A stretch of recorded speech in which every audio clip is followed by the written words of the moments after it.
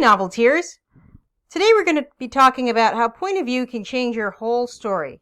Now I know you've heard me say that already. You've probably heard lots of people say that already. But I'm going to illustrate this using an example that seems to be pretty well known on the internet, Zootopia. Stay tuned and see how that plays out. I'm Devlin Blake, novel writing and self-publishing expert, coach, published author, and former ghostwriter of 200 books.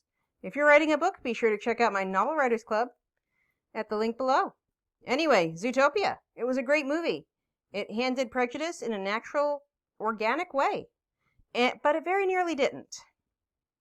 If you've never seen the movie, it's told from the point of view of Judy Hopps, an adorable, optimistic, anthropomorphic bunny who's finding her place in the world of Zootopia and the world at large.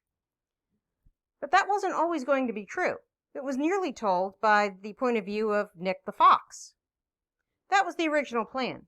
But let's think this through. If Zootopia had been written from Nick's point of view, it would not be the same hopeful story that it turned into. The reason for this is the difference between Judy and Nick's backgrounds and their view of the world. So let's dive in a little deeper to that. Judy was from a small town who understood prejudice at an intellectual level, and she tried not to be prejudiced, even though she did slip sometimes. She had ideals and dreams of equality and proving herself. Her point of view was filtered through her life experience, which was a small town where basically people had what they needed, even if they didn't always have what they wanted. The people there were all mostly the same class. The few predators they had were largely overlooked because there weren't enough of them to be considered a threat. And that's actually something that happens in small towns with minorities when you've only got a handful of minorities. If the minority is small enough to be non-threatening, they usually are treated like everybody else. But when you start getting big numbers of them, the small town tends to turn on them, but we're not going to go into politics here. So she portrayed Zootopia as a utopia of sorts, at least before she got to know it better. She saw Zootopia as what it could be, not what it actually was, similar to the way New York City is often portrayed. There's no other place in the world like New York City, and in Judy's world, there's no other place in the world like Zootopia. She gave the audience a hopeful, optimistic view of it, and that was gradually broken down as we saw more under the surface. Now, let's imagine the story from Nick's point of view. Again, this would be filtered through his life experience, just as the first one was. So let's look at his life experience. He was bullied and discriminated against from a young age. He grew up in Zootopia and was already familiar with its less desirable aspects by the time he was an adult. He'd experienced discrimination in the job market until he finally decided to embrace his own stereotype and become the sneaky fox people already thought he was. He was already jaded and dissatisfied at the start of the movie.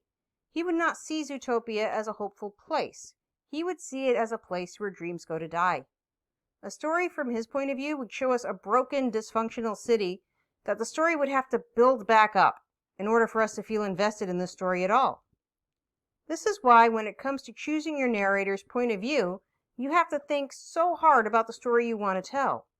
The creators of Zootopia decided on a hopeful, optimistic story, so it couldn't possibly be told from Nick's point of view. He doesn't have that point of view. A story from Nick's point of view would be more like the Joker origin story, which is not hopeful at all. And even though I probably would watch that, it wouldn't be Zootopia. And it wouldn't be the Zootopia that millions of people fell in love with. And it wouldn't be able to deliver its message in a good way. That's why when choosing your narrator, make sure that they are going to support the story you want to tell. A hopeful story can't have a jaded narrator any more than a story like The Joker can have a narrator full of hope. If you'd like to learn more about narrators' point of view and filtering the story through your character's life experience, check out my Novel Writers Club at the link below. It has self-directed courses on creating compelling characters, weekly crits, and a whole lot more. And remember to like and subscribe to see more videos on writing and publishing your novel. Until next time, this is Devlin Blake saying, write on.